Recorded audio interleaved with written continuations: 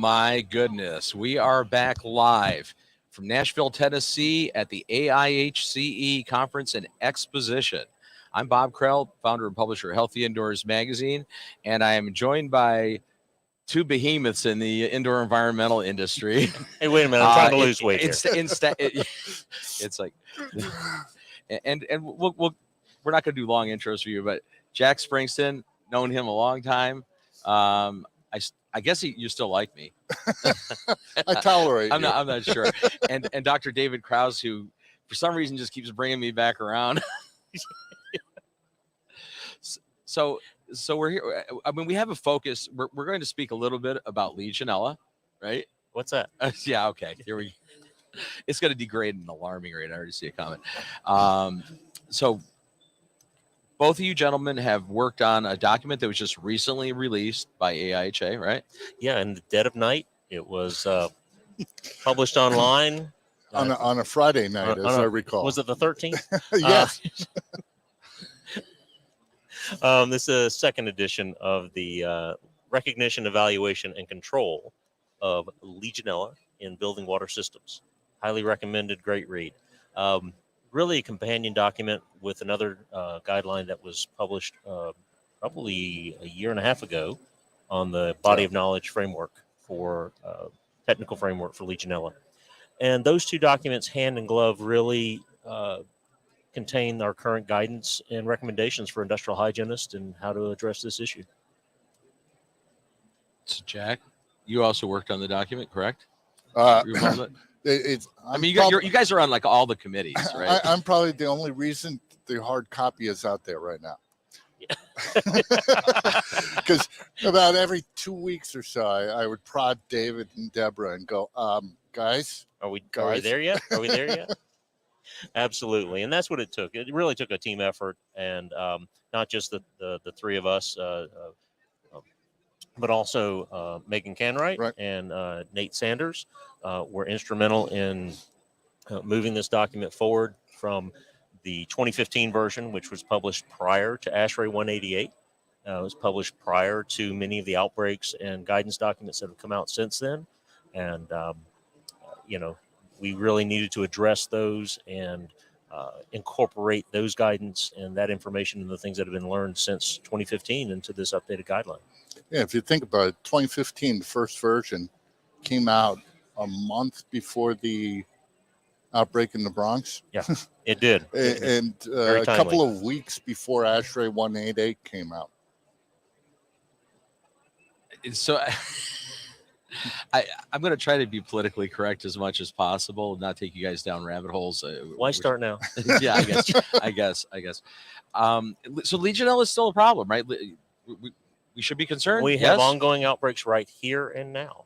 There's an outbreak going on in the Bronx, New York. There was an outbreak right after the ISIAC conference in Hawaii. Can't be blamed for that. I wasn't there. Palm Springs. We hear about the outbreaks after they happen, sometimes months, sometimes years after they've occurred.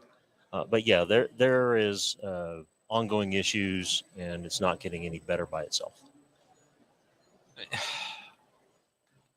Has the pandemic been a positive or negative towards dealing with Legionella in the living spaces? I mean, this is ubiquitous, right? I mean, this organism is ubiquitous in our potable water systems. Is it not, or is it?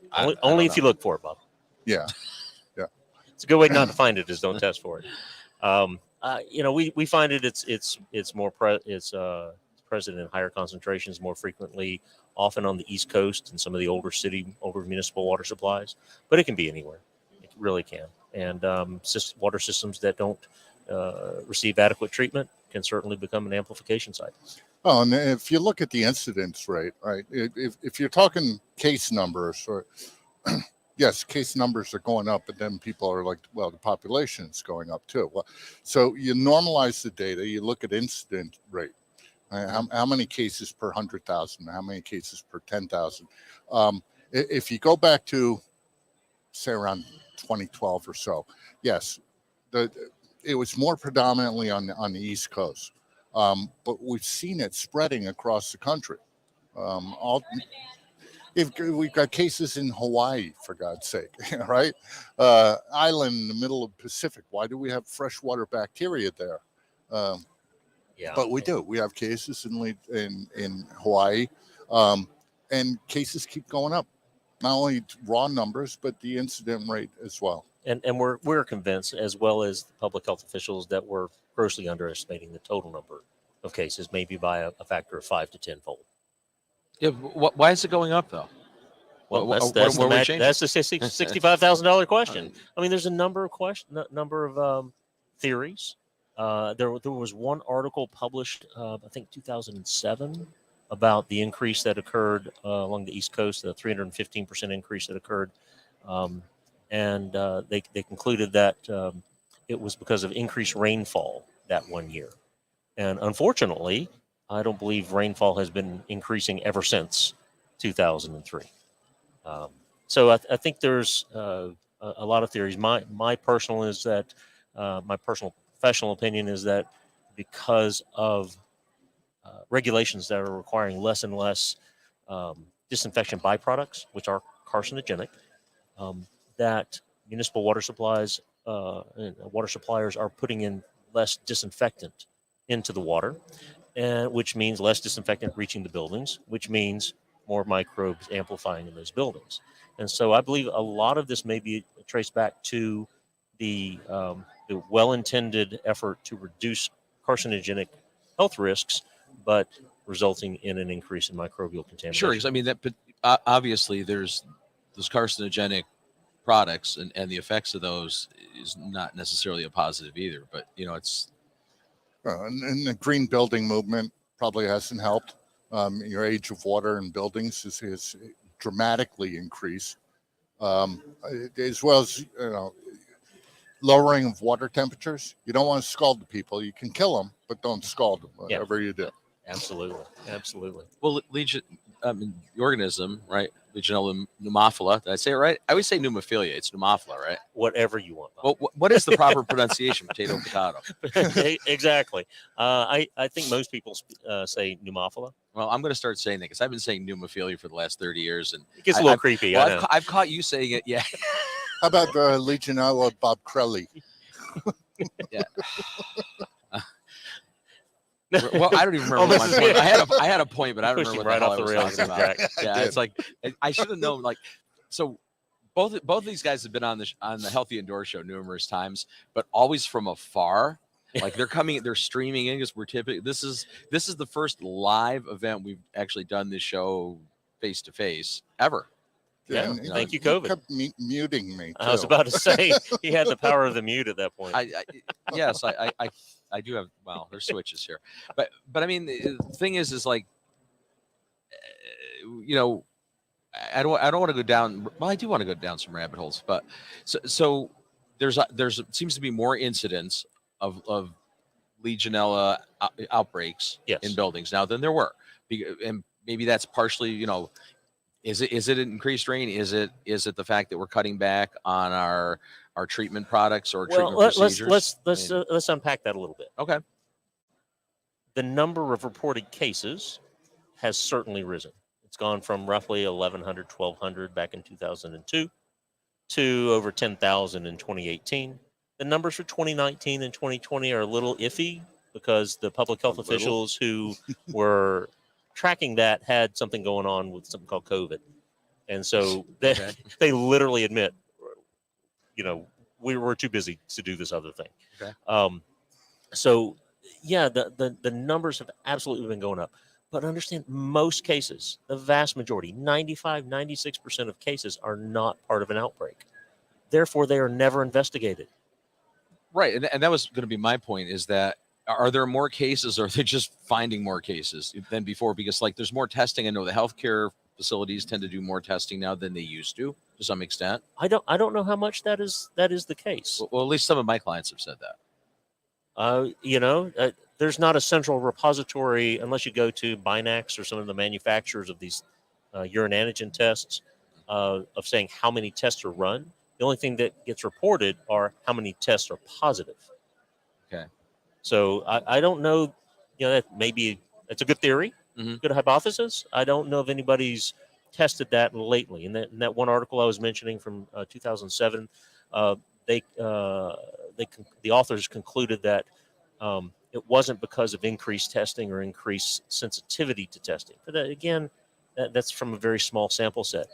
In my experience, physicians and clinicians are not, the first thing we think of is Legionnaire's disease. It's often the last thing they look at after everything else has been proven out. I concur. I was gonna say, I figured you'd weigh in on that, Jack. I mean, it's like it seems odd to not have Jack Springsteen say something. I mean, so you're Jack. You work in the Metro New York area. Yep. Predominantly, right? You probably work in other places. David, you seem everywhere else but New York. David seems to be like everywhere else but New York.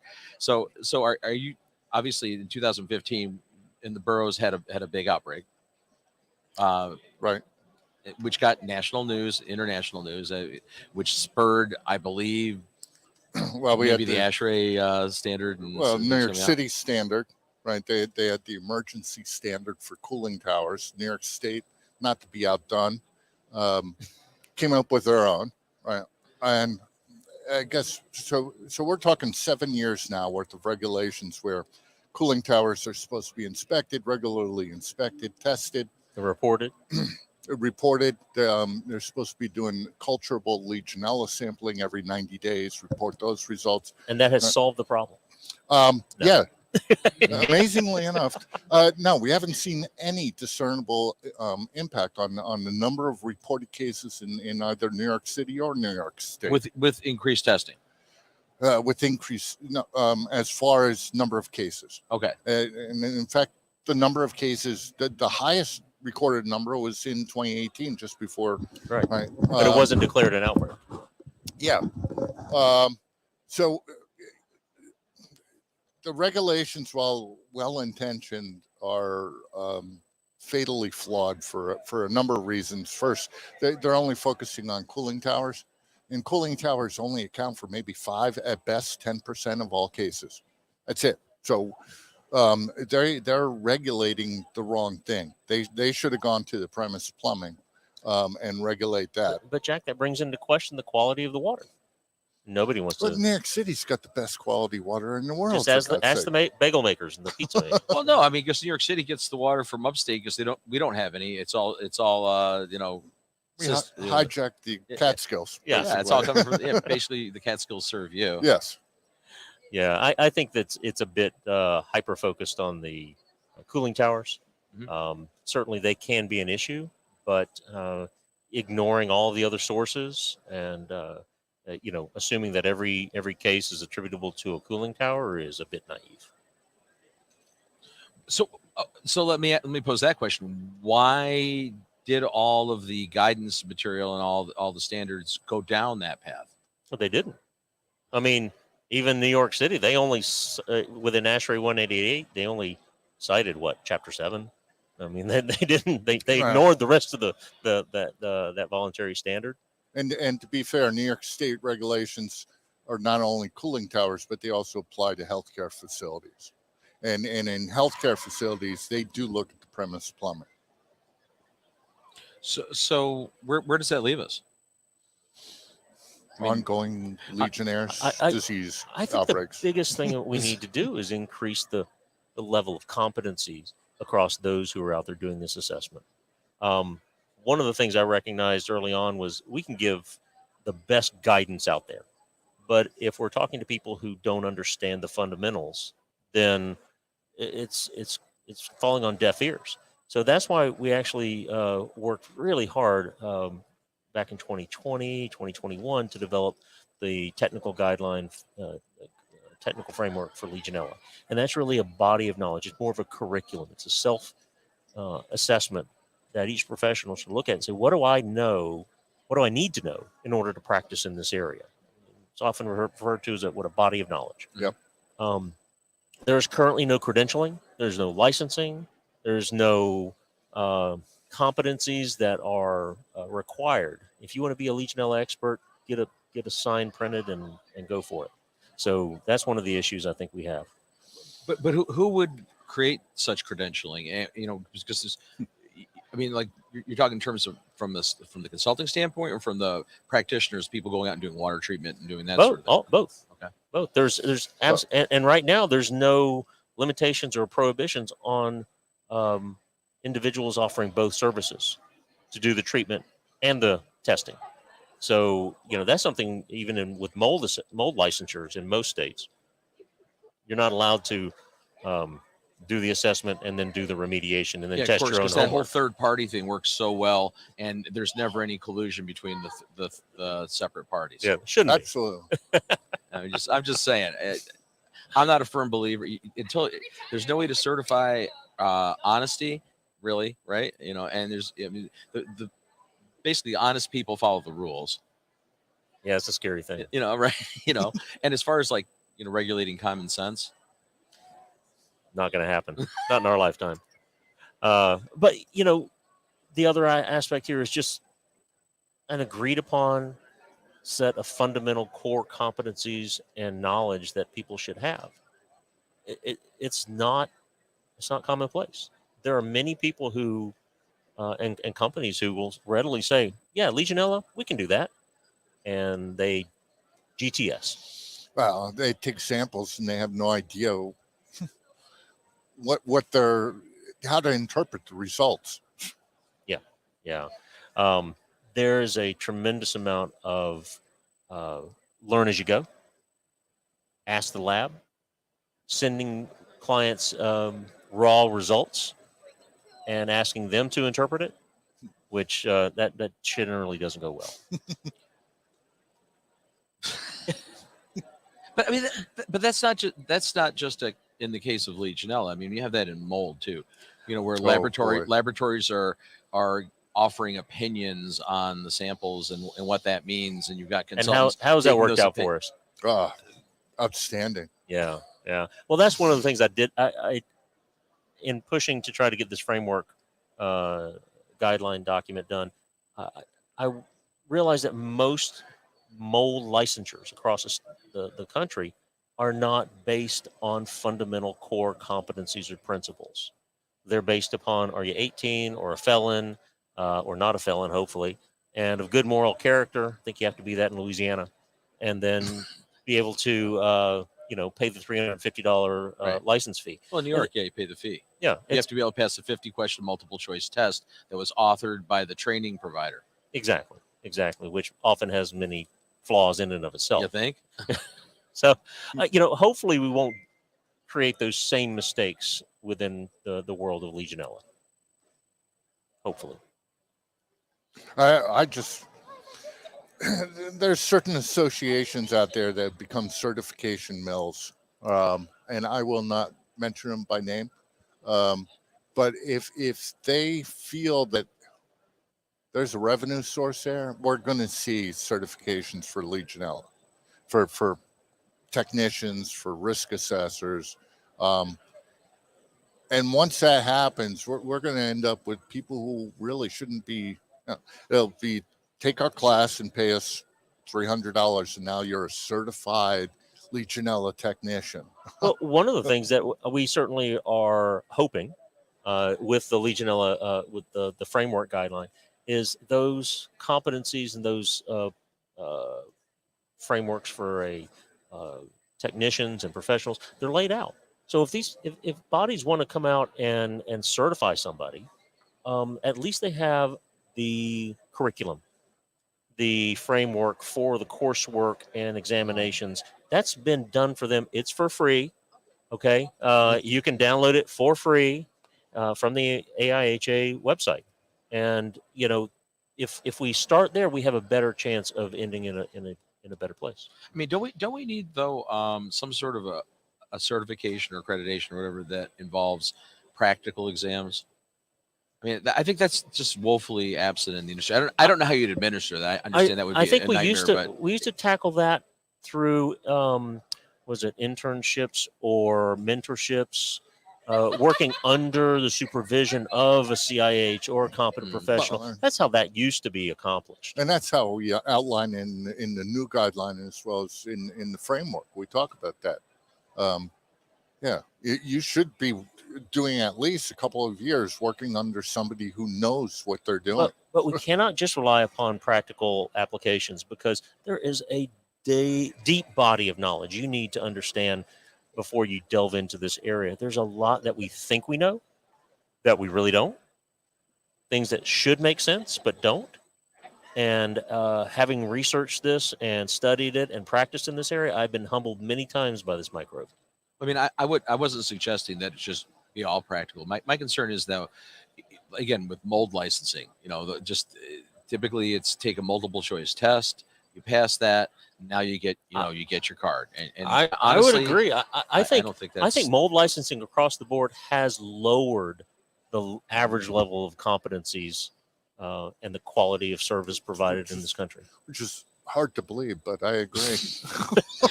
it's hard to believe that it could be lowered. It's hard Yeah, to it believe could you get agree with even me. lower. Yeah, I mean, it was pretty damn low to begin with, but yeah, it's like doing what, the samba? Yeah. Yeah, there's a lot better that we can do, and at least with the technical framework, and now with the second edition of the Legionella guideline document, I think the tools at least are here for the industrial hygiene community and the environmental health community to improve their practice. And go back on mold a little bit. You got to understand the difference between mold exposure and Legionella exposure is mold's really not going to kill you. Right? Legionella has a fatality rate of around 10%. So around 10% of the people who come down with Legionnaire's disease die. Yeah, which is 10 to 100 times higher than COVID. SARS-CoV-2 exposure. Exactly. And getting COVID-19. Exactly. Which, luckily, it's not as infectious. Right. Thank goodness. But it's nothing you want to contract for sure. I think what's interesting is you see that how often it's ignored or misdiagnosed, right? Because if there's not a cluster, you're not going to do there has to be a cluster, an epidemiological study. I mean, typically how it's done now, right? The hierarchy of it, and how do we get past that? Because that seems like a big problem as far as identifying outbreaks or the start of a hotspot. Until a bunch of people die. Yeah, you need a cluster of dead people or really sick people to spur on some sort of action. And you also have to have one person will get sick and go to the family doctor, another person gets sick and goes to one hospital, another person same area gets sick and goes to a different hospital. Nobody is looking to tie those in. It's only if you get a bunch of people going to the same hospital who are presenting the same symptoms that the light bulb starts to go off somewhere. Yeah, it really is the very bright light of multiple cases that show up where nobody can say it's not related to this. Yeah, but what the hell? That's kind of late, right? I mean, at that point, certainly. at that point, you got the body bags out. Yeah. And how do we get past that? It's an extremely loose, very large strand net that public health does, and frankly, that they admit only 4 to 5% of cases are deemed to be part of an outbreak. An outbreak, the way it's defined in public health right now, is an artificial construct. It's synthetic. We all know that if you have an outbreak of, a red tide, okay, you've got a bloom of some microbial material that people are acutely exposed to and acutely have a reaction. Legionella, you got dead fish washing up, and it's obvious. You can't miss it. There's a big visual thing that even the layperson sees. But by definition, an outbreak is naturally a sudden increase and often a sudden decrease in that infectious population. Public health has stretched it out to a year. If 2 or more cases occur that have some kind of link to the same facility over the course of a year, they deem that an outbreak. That's an artificial construct that doesn't match up with anything biologically.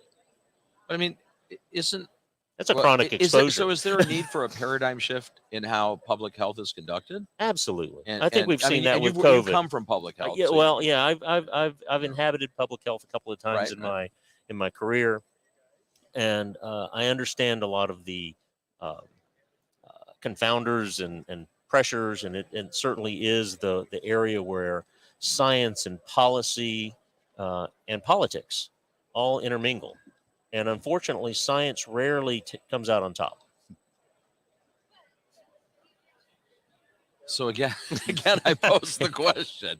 It's like, and we've continually, if I'm not mistaken, cut money for public funding pre-pandemic.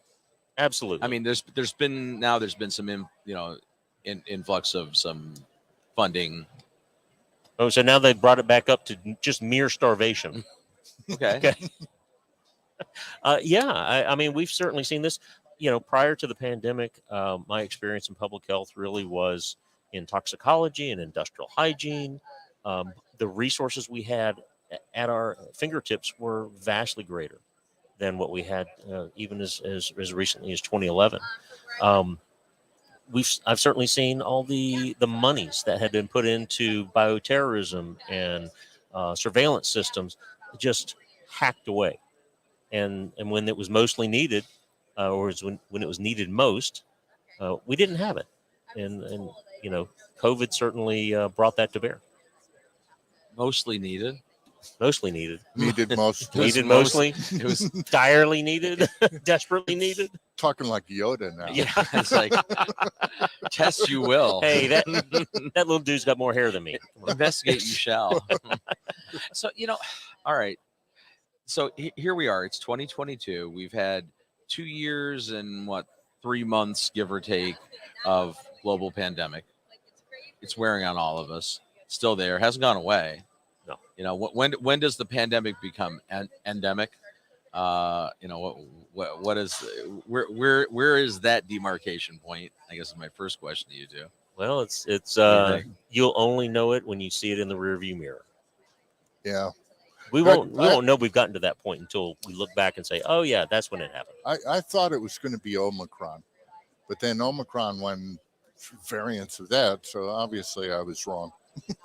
Well, I mean that's the nature of viruses in general. I mean that's what they do. They morph, and they keep trying to find That's hosts. and it has Yeah. progressed in the direction that we would expect. Mhm.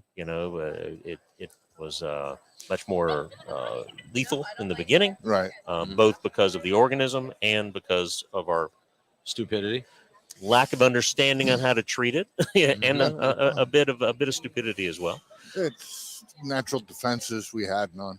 But most viruses, most organisms that enter our world, eventually, if they're successful, they become more infectious, less virulent as far as the ability to cause severe disease, and more they spread easier. They survive in the environment. They make us a better host, and that's kind of biology 101. So,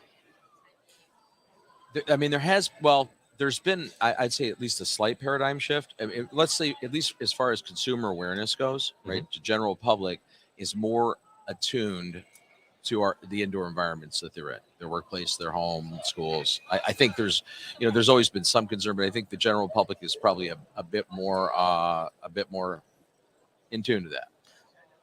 Yeah, but I would say that there is still a lot of noise. They're in tune to something, but how does the average consumer differentiate between, a valid, reliable, scientifically proven product or measurement from garbage? There's no, good housekeeping seal of approval or EPA stamp or CDC stamp that says, okay, this is legitimate, but this other is snake oil. Mhm. So, and there's still a lot of snake oil going on out there, and there always will. Well, be. always has been too.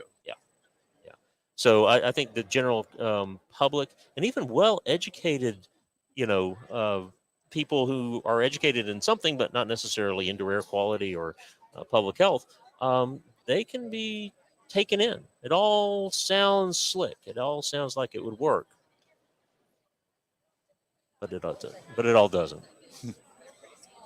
So, but how do we address that? That's always been a problem, right? I mean, we'd agree Well, in the industry, right? I mean, I've snake heard oil you salesmen, know. yes, absolutely. And with the advent of social media and all these platforms, they're able to reach more people and more gullible people and than ever before. Yeah, but the old truisms are still there. If it sounds too good to be true, it is. Period. But in the absence of credible information, especially the early onset of the pandemic, we get to that, right? 2020 early on, that it seemed to be literally crickets. We didn't get a lot of assistance from the CDC. We got conflicting assistance Yep. from the CDC. Um, OSHA was AOL. Yep. I mean, World Health Organization was off the reservation. It was, so Yeah, where's the I general know. public supposed to get this information from? well, at that and point? they turned to Yeah. Google. Well, And they turned to the internet. And let me tell you, there was a lot of people out there without ethics and morals who said, "Yeah, sure, I'll give you all that information." It's like a cash cow. yeah, but okay. So if you're gonna do, the problem I have with that is, how do we combat that from happening? Like we need to learn from this, because this was a gross example of what happens when there's lack of cognizant authority information, and so that the void gets filled by a bunch of marketing hype and a bunch of nonsense, right? Mhm. I wouldn't say there was a lack. I think there was a stymie. Let me tell you, these public health messages on whatever the pandemic disease was going to be, they had been developed, worked out, tabletop, exercised for years, and they were summarily set aside. The plans, the programs, the money that you and I and we all spent on tax dollars to make sure that we had programs in place, all those things went on a shelf. And when it came time to exercise them, put them into place, public health officials were told to sit down and shut up. Okay, yeah. Well, there was definitely political overtures going on at the onset. Leave it at that. We have our opinion. And throughout. And throughout. I guess, yeah. It's always been a political football, And still, and still. Well, I did a bit of consulting with private companies that had to stay in business, that had to stay operating. Sure. Keeping the lights on, Mhm. keeping the pharmaceutical, medicines coming. Mhm. And one of the things that we recognized early on was from state to state, area to area, the reliability of case counts and positive rates was unknowable to us. And in some states and areas, it wasn't being reported timely, accurately, or a reliable fashion. But the one thing we could count on was knowing whether or not there was room in the hospitals, knowing whether the hospitals were being overrun, overtaxed.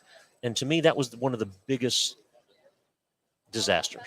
That was the disaster we had to avoid, because when your hospitals can no longer function under normal conditions, now, a broken leg becomes life-threatening. Something simple where Well, sure, you can't everything. get in. And then it's not like all the other emergency cases, the car accidents, the heart attacks. Those still keep coming. Yeah, that's not going anywhere. Exactly. And healthcare for those was being interrupted. And so that's one of the things we really started tracking early on was ICU beds, availability, percentage, the number of beds available on a daily basis. That was a lagging indicator, but probably one of the most important ones. Even as we moved into later variants where you had more transmission but fewer fatalities, if you're not filling up your hospitals, you're doing pretty good. And I think viewing that as a metric took a while for the public and public health officials to get comfortable with.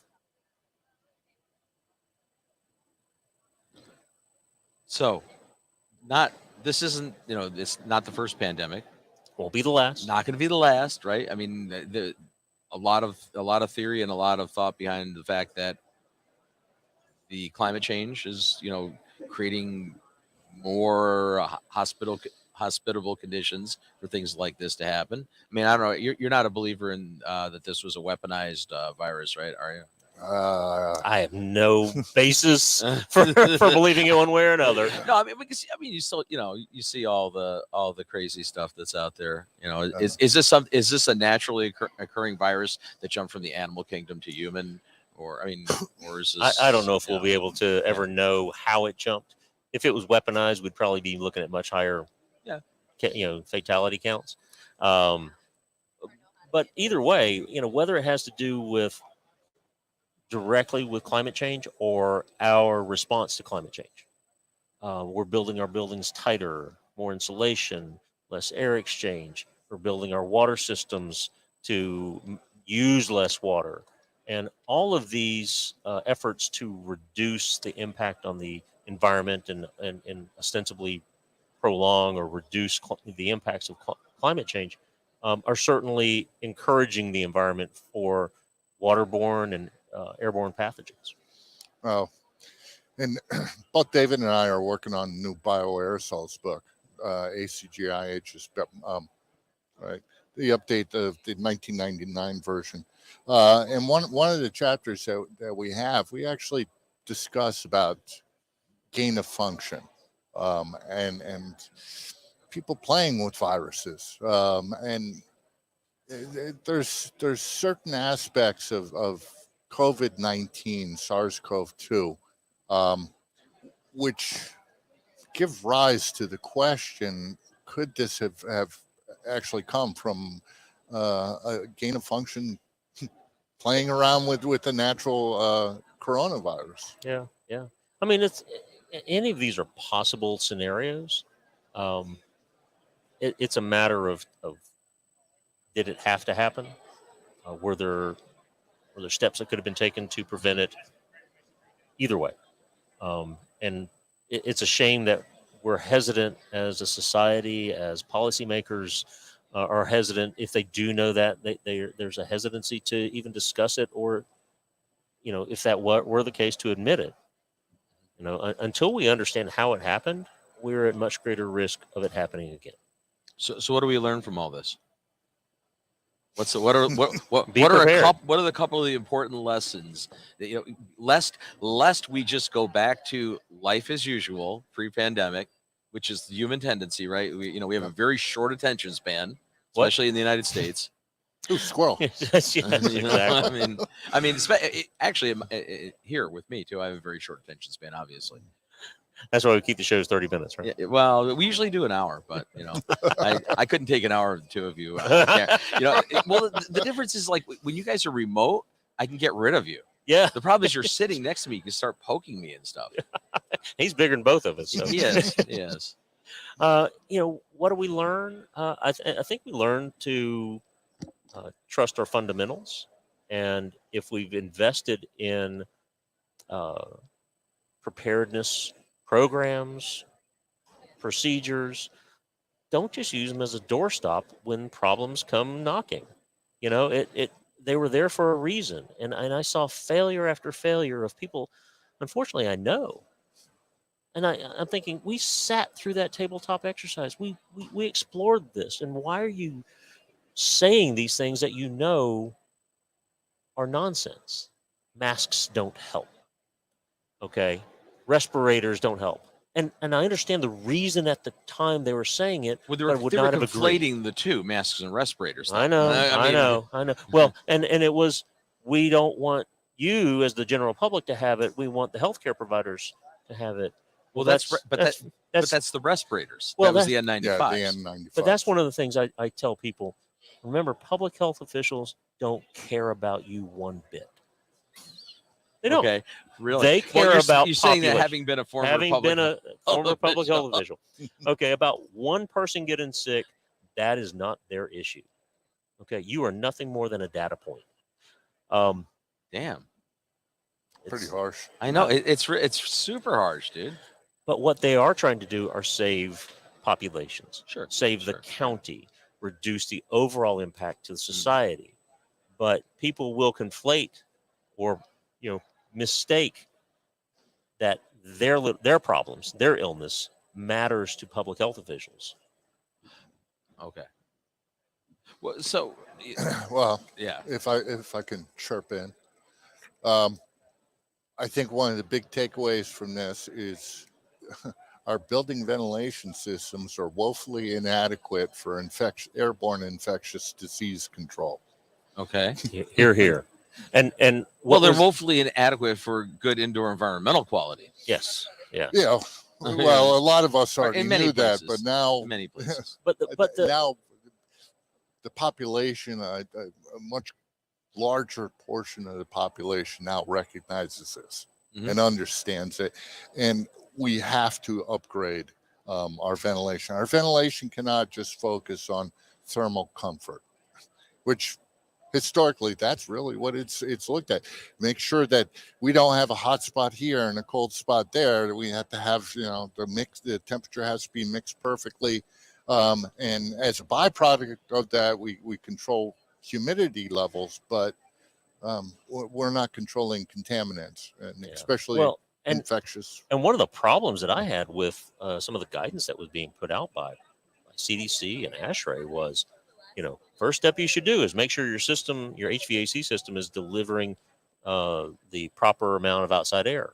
Well, that inferred that wouldn't make a hill of beans difference, because even if it was delivering the proper amount, the amount it was designed to deliver, that would not reduce the risk of contracting the disease. Well, I mean, it's how we design our workspaces. I mean, how many times both of you as professionals, indoor environmental professionals, you go into spaces and you see systems that short cycle, right? You got return grills in the ceiling, you got supply grills in commercial facilities. People sealed off the supply grill because they were cold. Or they sealed off the outside air intake because, gosh, it just makes the system work so much better.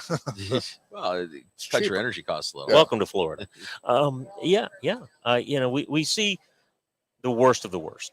But even on day one, at its best, most non-healthcare buildings were never designed or intended or capable of reducing the risk of airborne spread of infectious disease. At least your hospitals and healthcare, they understood about tuberculosis, another airborne infectious That only disease. took 100 years, right? But they eventually figured it out. Yeah, they figured that out. So, at least they were equipped and able to deal with it with their existing systems. Commercial buildings, no. Yeah. Well, again, first cost. Yeah, there's a whole bunch of factors here. Well, and also think about it. The big push now is decarbonization. We need to save energy, and improving ventilation and the amount of outdoor air is at odds with that other decarbonization. Yeah, but you know what? I don't totally agree with that, because that's always been, since the day that I walked into the IAQ industry back in mid to late 80s. It was always, you can have energy efficiency, or you can have indoor environmental quality or indoor air quality. You can't have both. I think that's bullshit. I'm sorry. I got to call bullshit on that. Well, I think It's there's like a difference you have to have between both. We need both. There's a difference We need between both. efficiency and cost. You can be very efficient; it's still going to cost you. Right. Well, there's going to be a cost, but this pandemic, I think was laser focused this issue. It's like if you don't design buildings for, habitable, healthy occupancy, Mhm.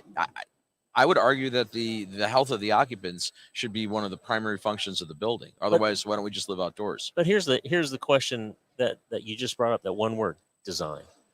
Most buildings that are standing today are the ones we're going to be dealing with. It's not the design. It's the renovation. It's the ongoing operation. It's the existing building stock. There needs to be enforceable codes and required modifications if you're going to make any real difference. If all you're focusing on are the buildings you build from tomorrow forward, you're only going to be scratching at the problem. So thoughts on the Build Back Better and that whole mindset with, there's going to be, at least appears, if things stay the path they're going, many dollars pushed into maybe that point exactly, the retrofitting HVAC. Yeah. I mean, do you think? New HVAC systems, yeah. I mean, you can't treat the problem by just introducing more outdoor air, because you're going to create If other they, problems. Well, If and they that, do only- it that only, right, that they only works can. if the outdoor air is healthy. I mean, that's the other problem. Is like we're very U.S. centric on everything, of course, right? I mean, there's in many areas, in urban areas, even in the states, but certainly in other countries, the outdoor air is not going to be a benefit. Bringing more outdoor air in does not Well, necessarily make it. LA. I'm gonna back up on this whole thing and say Okay. this Build Back Better. I can tell you, it's mostly going to be used for the billions and billions of dollars that are owed in deferred maintenance and operations. University systems, hospitals, school systems across the country have this little thing called deferred maintenance, deferred construction, and they're already in the hole, hundreds of billions of dollars as across the country, and they know that. That's where that money's going to go. It's going to just kind of try to bring them back to where they should have already been. Should have been. The bill is due, But that's not necessarily a bad thing. but it's still not going to achieve what you're talking about. Right, It's not going to okay. make things. It's going to bring it back to where it should have been Where it 20 should years have been, ago. Okay. It's not going to bring us Yeah, to where yeah. we need to be next year. Get rid of the cooling towers with the wooden slats. Right. Let's put in like a newer cooling tower. Yeah. Yeah. Oh my goodness. So we're coming to that bewitching hour where I've had you here too long, and you want to walk around the expo hall, I'm sure. Let's two things. I want to just hear a little bit from both of you on what you guys are up to, what you're doing in your professional careers, what's currently happening. I'm gonna pitch it to Jack first, just because I know you're with a new company since when I spoke with you last. I think. Are you? believe Atlas so. Technical, been there since October 2018. So it's been a while. Wow. Well, I haven't really seen you. Well, maybe I did see you since 2018. But it's pandemic time. Yeah. It's different time. Now, still doing consulting work as usual. Been doing a lot of writing now. As I mentioned, we're neck deep in the updated bioaerosols book, which, fingers crossed, will be published this year. But we've been working on that for 2.5 years now. Yeah, I think Don Weeks trapped me into it back in Bastard. Minneapolis. Everything goes back to Don Weeks. yeah. Don Weeks also got me here. So all troubles. so David. Well, my staff and I were at HC3 in little old Tallahassee, Florida, and doing consulting on everything from industrial hygiene, toxicology, epidemiology, and a little bit of Legionella here and there. Little bit of Legionella. A little bit of Wow. Legionella. Well, guys, first of all, I can't even say how cool it is to actually be able to be in the same room together again, and how True. much I want to be in another room. But, no, Truth comes out. the truth comes out. I mean, the reality is, I'm happy that we're getting some in-person events back, because there's, as much as I live in the virtual world and live streaming and all that stuff, you can't replicate this experience, and it's nice that we can at least take our masks off and be somewhere. Absolutely. Whether it's the right thing to do, I don't know. Well, I think it is. I think we're we're making progress. Forward progress is always a good thing. We've accomplished some wonderful things during this. I'll say this: the pandemic hiatus and the change in operations. Like I said, Jack finally prodded us into the. I don't know why it's pea green color, but update of the Legionella Hold it guideline. up again. We'll get you a nice close up of it. There you go. You guys look at that. Look at this. Now that's a photo op right there. Careful to break your camera. They're durable. They get me every day. We've put together some more tools, and I think that's what industrial hygienists and healthcare professionals and infection control professionals need to hear. There are more tools. There's more information. There's newer technologies that are going through that peer-reviewed, rigorous assessment. And there are better ways to do this. I'm going to be presenting here on Wednesday. It all blurs together. Yeah, it does. And we've got a little bit of time. I'm going to be talking about some other aspects of Legionella that haven't been discussed very much in the published literature. And we're also going to be going over some of the important changes and updates and critical information that people need to know about in the new Legionella guideline. Yeah. Yeah. And- Final thoughts. Final thoughts. Well, I think one key with science is you have to be able to, when you try something and it doesn't work, go, crap, it didn't work, and try something else. You don't double down and say, no, it does work, when clearly it doesn't. So, and I think we're being reminded that in this pandemic. Yeah, a humbling experience for sure. Listen to the humbling experiences and definitely want to try things again. Thank you for inviting us here Yes. today, Bob. You've been Jack, good David, voice of the industry. David, Jack, David. Yeah. Thanks for joining us. We're going to actually sign off for the day. This is going to be the end of our live streaming here from Nashville, Tennessee at the AIHCE Convention, Conference, and Expo. It's a convention, conference, and expo. So we'll be back tomorrow 9 a.m. Eastern time. We're going to start a whole bunch of streams. We've got, I believe we have somewhere between 5 or 6 streams we're putting up tomorrow. Yeah, we're working it. So until that time, I'm Bob Krell from Healthy Indoors Magazine. Stay cool.